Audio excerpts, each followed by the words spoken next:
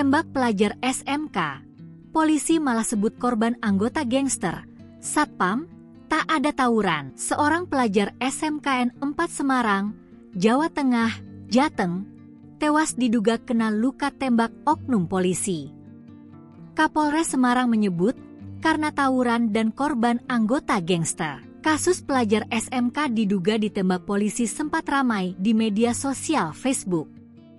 Pemosting dengan nama akun Kiai Embeler memaparkan adanya kejadian korban ditembak oleh oknum polisi. Peristiwa ini terjadi pada Minggu, 25 November 2024, sekira pukul 01.58 WIB. Tribun telah berupaya mengkonfirmasi ke pemilik akun melalui pesan Messenger. Namun, hingga berita ini ditulis belum ada respon. Tribun juga telah menyambangi rumah nenek korban yang menjadi tempat tinggal korban selama di Semarang.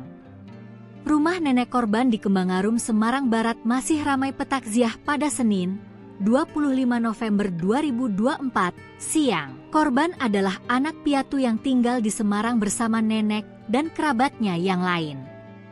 Berkaitan adanya penembakan, keluarga membenarkan tetapi belum bisa memberikan keterangan lebih jauh.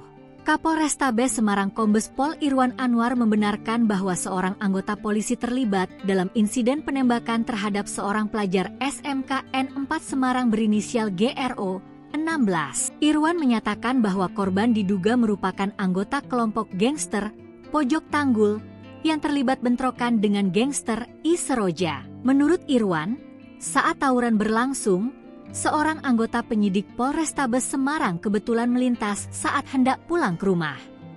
Anggota polisi tersebut mencoba melerai bentrokan namun justru mendapatkan serangan. Kapolrestabes menyatakan bahwa anggota polisi yang terlibat penembakan telah diamankan oleh pengamanan internal, Paminal, Propam untuk pemeriksaan lebih lanjut.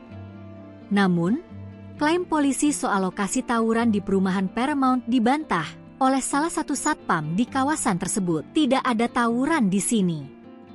Rekan saya yang bertugas malam juga memastikan tidak ada kejadian seperti itu.